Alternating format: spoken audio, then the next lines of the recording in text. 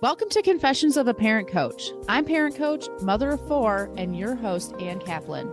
This is the podcast where you will learn that even for parenting experts like me, there is no such thing as a perfect parent, and that fabulous behavior and amazing relationships are right on the other side of that realization. If you're working your butt off to do right by your kid, honor yourself, and go beyond the BS around you, you are my person, and this podcast is for you. Full disclosure, I'm a sometimes potty talker, and we deal with the challenge of raising kids here. This podcast is for grown-ups, so stick your earbuds in and let's do this. Welcome into another episode of the podcast, listeners. Oh my gosh, I can't even tell you. Usually I speak pretty extemporaneously on this podcast, but the topic that I'm trying to talk about today is so easy to get either sidetracked or just almost like just stuck in this little eddy and not following the flow. It's such a tricky topic, but I think it's so important. And that is the topic of impossible situations, which I'm going to go into what I mean by that a little bit later as I go through my confession. But I got to tell you guys, I've been sitting here listening to like recordings of previous coaching sessions and just organizing my thoughts. If you're watching the video, here you go. You can see all these notes that I've been taking for myself. It's a really tricky topic. And the more I explain it, the more you're going to see why I feel like it's super tricky. It's one of those topics where you can explain it like super, super simply.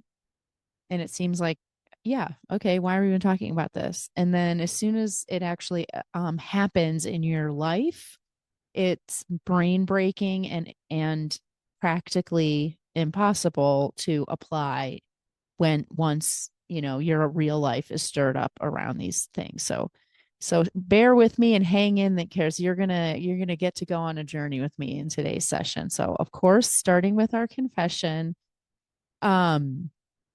So a lot of people know that part of my personal work for many, many, many years has been working through my dynamics with my parents, with my family of origin. And I would say that even extends into my family, my in-law family, because I was so young when I got married that I still was an adolescent, and all of the unresolved and unfinished stuff that I had still lingering from my own childhood with my own family just got brought right on into my new family. And so lots and lots of growth and work that had to be done in those arenas. And one of the things that had to be done was, and I think there's a lot of people like this out there, just kind of like realizing what is like a lot of the things that we might hope for as teenagers or young adults from our family is stuff that we're never going to get. My family is never going to be super plugged into self growth work the way that I am. And I used to sort of have these fantasies that I wouldn't even really acknowledge that I was hoping for. But now that I look back on it, and if I'm honest with myself, like I definitely had these fantasies of like, somehow being able to say something so impactful and so dramatic to my mom or my dad or whomever, my grandmother even, that it would be like a mic drop moment. They would realize, you know, oh my gosh, I have deeply hurt this person, or I made a horrible mistake and I need to make it right, or whatever. And then all of it would be like in the movies, where there's like a climax to the arc of the story. And then after that, like people just really get it together. I don't know why, but the movie that's coming into my head right now is Crazy Stupid Love with oh, I'm terrible with names. Ryan Gosling is in it, and oh, I can picture him in my head. The guy from The Office. I can Steve Carell. And anyway, the whole movie kind of comes to a head, and there's this huge epic comic blow up reckoning moment, and then everyone kind of like goes to their corners, nurses their wounds, and then they are like catalyzed into this whole new way of being, and everything is different going forward or whatever. I used to really harbor that sort of idea in my mind for sure. If I know if I could go back in time, my 25-year-old self would be like, I know that's never going to happen. But I don't, but she didn't really know that. She might have known it intellectually, but below the neck, she still was like, but it could happen, but maybe like there's something that could happen, or there's something I could say that would just really like kind of like shake everyone to their core. And then we would have this like complete amazing like repair, season in our family or something like that. That day was never going to come. And I felt like most, like one big thing that I've been working on first for my whole adulthood was really, really for real, actually for realsies accepting that. And I feel like I've made a lot of progress. I say I actually have probably accepted that at this point. And one of the ways that I was able to do that is by this concept that I'm going to talk to you about today, which is impossible situations. So I'm going to, for simplicity's sake, just talk about like my dad to, to illustrate these points. I want to be very clear. My dad is not a monster or anything like that. And he's certainly not the only person in my family of origin that I've had challenges with or whatever. But this is just, it's better, it's easier to talk about something between two people than between sort of like a system of familial relations. So we'll talk about it in those terms. But, there's just my dad is a wonderful man. He's super sensitive. He's a magical person, and he is a flawed human. He I feel pretty certain would be received an autism spectrum diagnosis were he a child today. So there's just things about interpersonal relationships that are really challenging for him, and he just doesn't get it.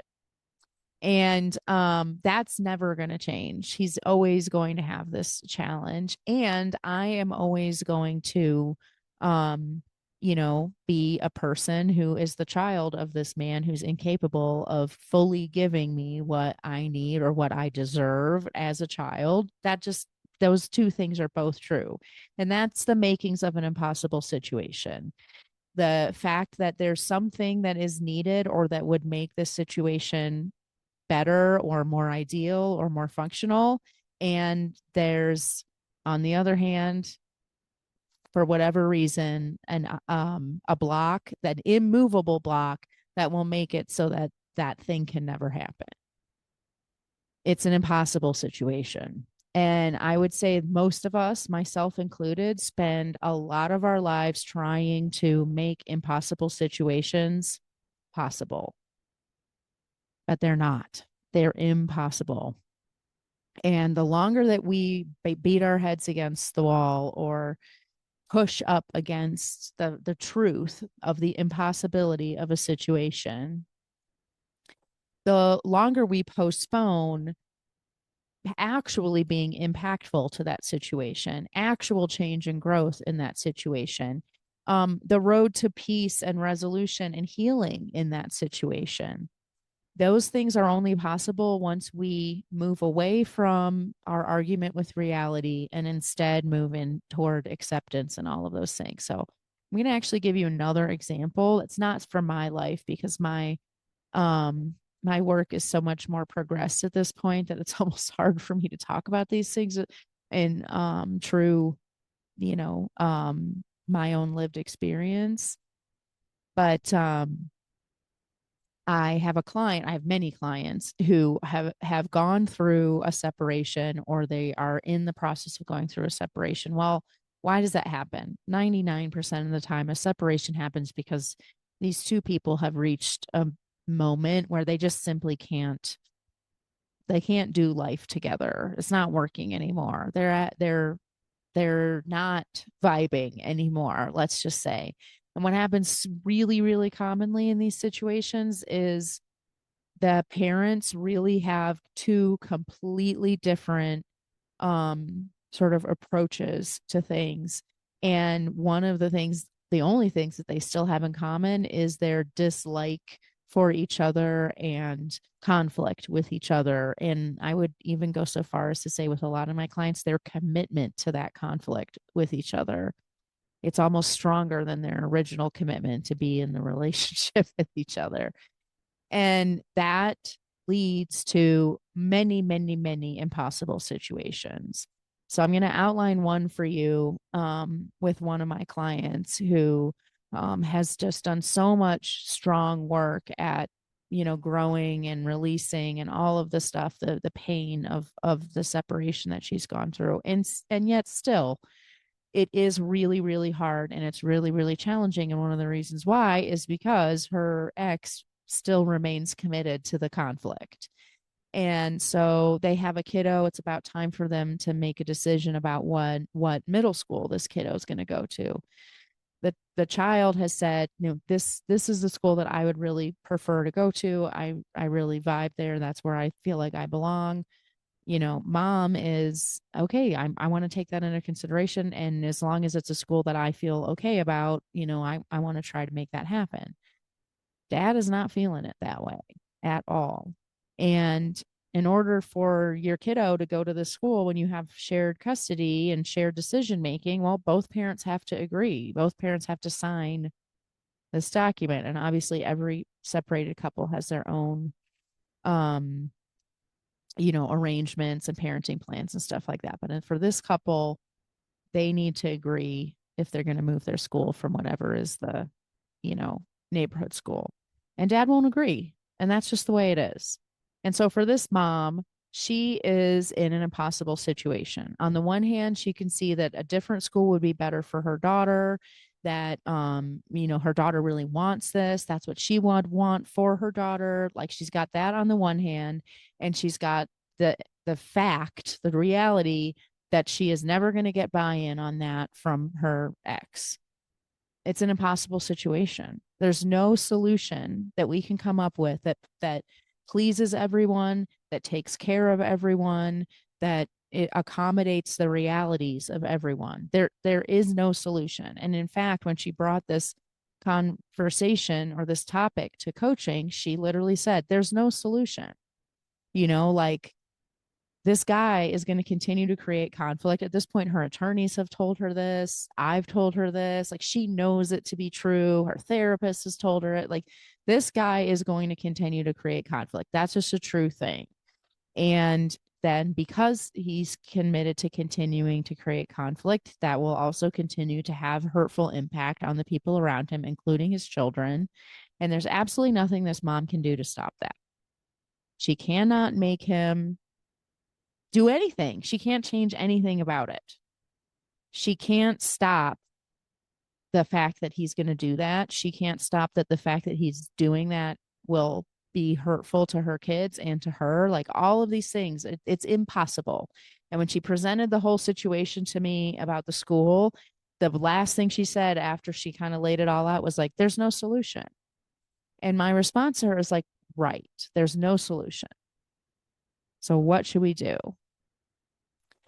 And this is where this idea of impossible situations can be actually such a relief. And the reason why I started this whole conversation talking about my own journey with my family and then ended it by saying like I really can't even use it as an example anymore because I've gone so far, it was because of this conversation about impossible situations. It's something that arose through the course of my own work, and my own practitioner brought up this idea of like everybody finds themselves in possible situations. And we were having this conversation in the context of the Enneagram. So she was basically saying like there's impossible situations for each type.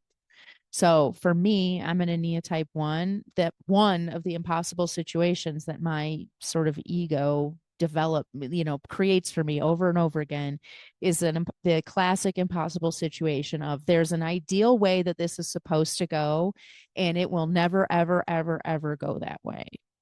It's impossible. So me as a 1, I have to sit in the pain or the discomfort of things not being right, things not being the way that they're supposed to be, and not having any possible way to change that. And it's torture for a 1. And we could go through the entire Enneagram and talk about like impossible situations for each type. And it is torture. And For some reason, after years and years and years of, well, like I said before, beating my head against the wall with this stuff, I kind of had a breakthrough around this. I don't know why. Just the concept of the impossible situation in and of itself was like a breakthrough for me because I was like, oh, I get it. Now, when there's an impossible situation, I can literally just put it in the impossible situation bucket, and then my brain can stop trying to solve it because it's been already quote unquote solved by being labeled impossible. For me, the way that my brain works, my Ania type 1 brain that loves to categorize things and put it in buckets and all of that stuff, having an impossible situation bucket changed my life. And I was able to put my parents in that bucket. I was able to put my mother in law in that bucket. I was able to put like other family members, friendships in that bucket. That doesn't mean I disengaged from them. It just meant that I stopped feeling agonizing pain at trying to figure them out. It is what it is. Now, that is a really trite expression that we put out there, and I almost want to stop this podcast and re-record it because I use that expression. But there's something psychological that happens for me when I'm able nowadays, now at this point in my journey, when I'm able to recognize something as an impossible situation and I can put it in the impossible situation bucket and move forward. And what does that mean when I say move forward? Let's take it back to this client who's in this impossible situation with her ex. This guy is never going to stop creating conflict. That conflict is never going to not impact the people around him. And he's going to continue to do those things forever. And the school situation is a really great example of that. Like there's no solution. Just like she said, there's no solution. The bottom line is that her daughter will now have to go to the school that's less than ideal for her. And that's just the way it is. It's not going to get fixed. There is no better outcome. This is it.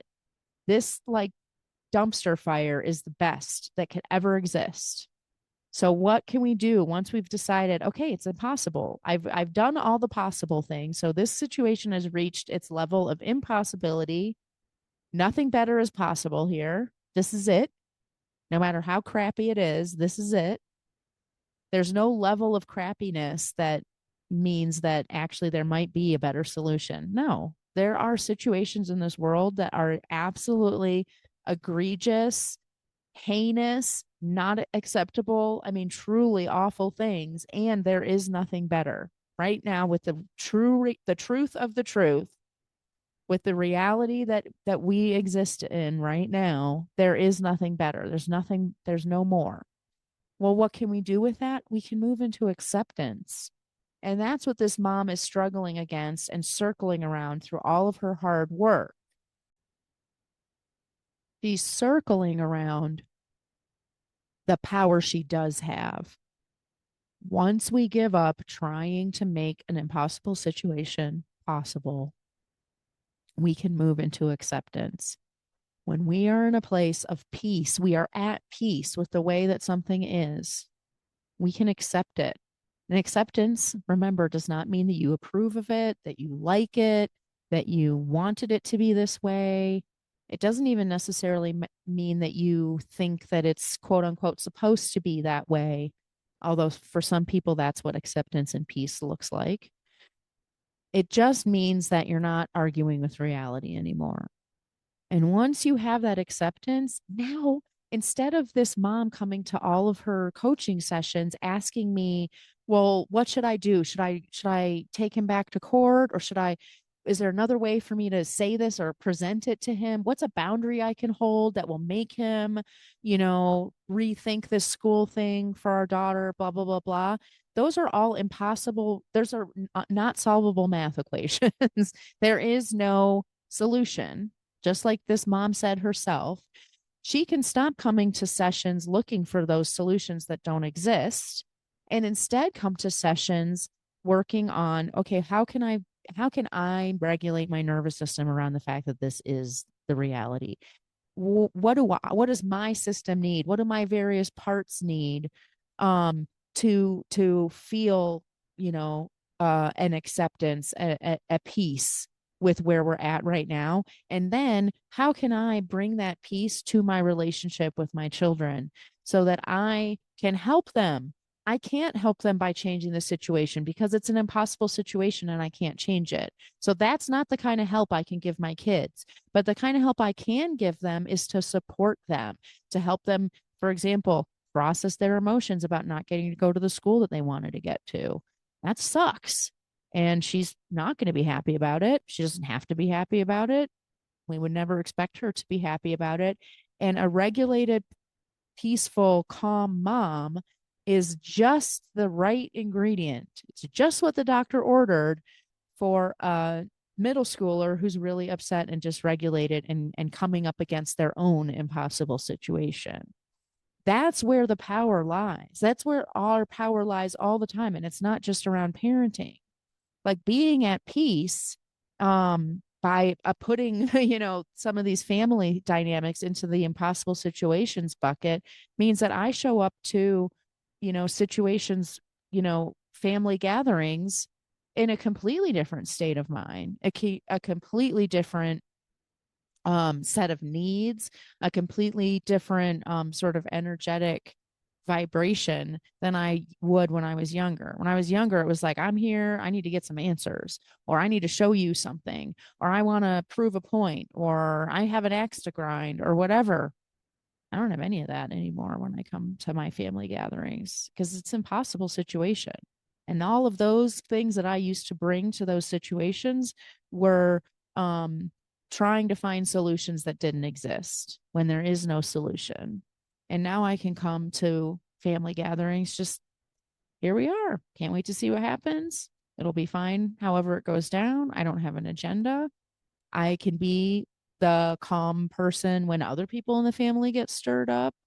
I can take care of myself when I need to and just leave the room or go and, take a little bit of a walk or whatever it is. Like I'm a different person in those situations than I would be if I still was not like before I had put these kind of things into the impossible situations bucket.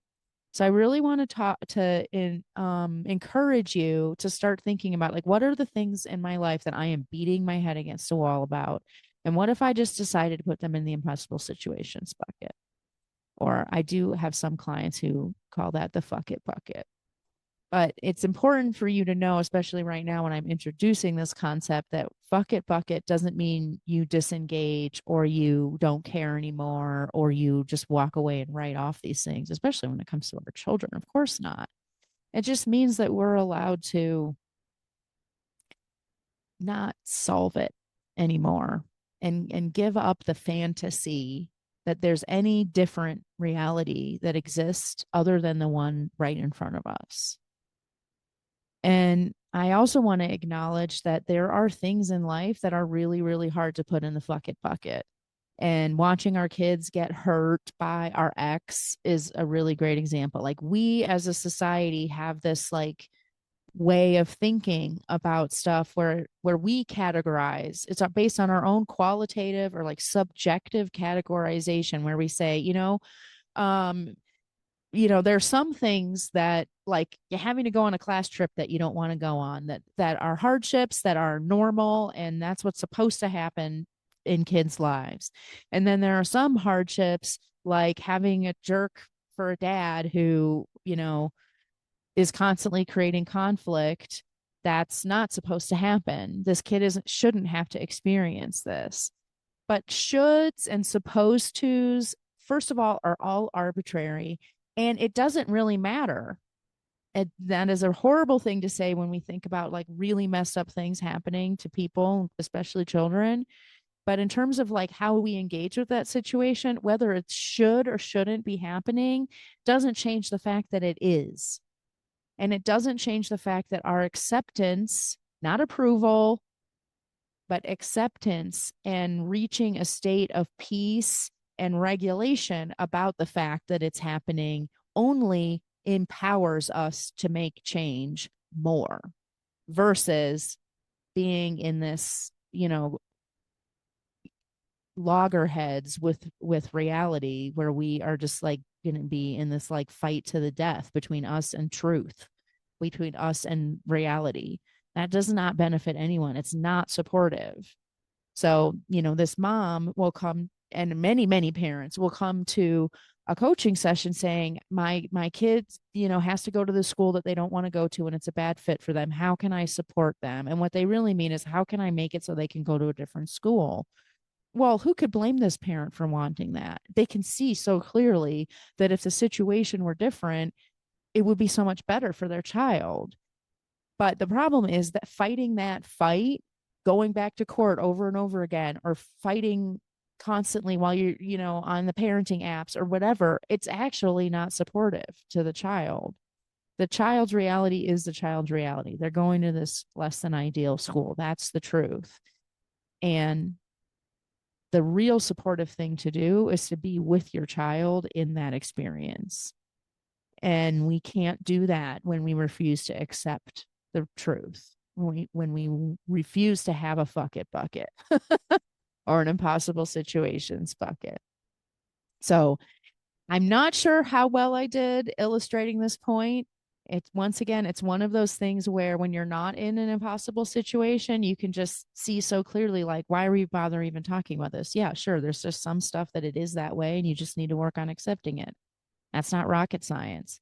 But I can assure you that when you are in an impossible situation, it only seems simple from the outside. From the inside, it seems like torture. It seems like a torture chamber that you cannot find your way out of. And it's because there is no way out of it. And the only path forward is acceptance, processing our own emotions about how impossible that situation is, and then being in a new state of consciousness around it, which enables us to support the other people that are in that situation as well. So I hope that's helpful for you this week.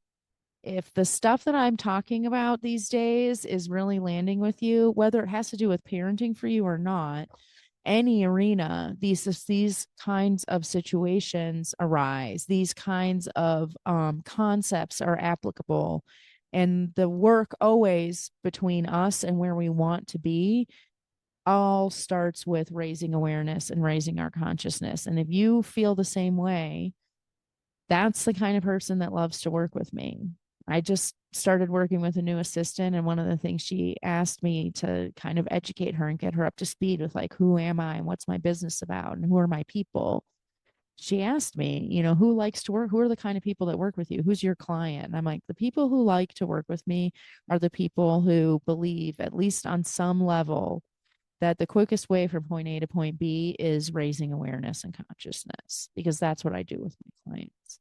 So if that's you and there is something that you feel like maybe you've been beating your head against the wall with and you want to work towards acceptance, or you don't want to work towards acceptance, but you know that that's what needs to happen.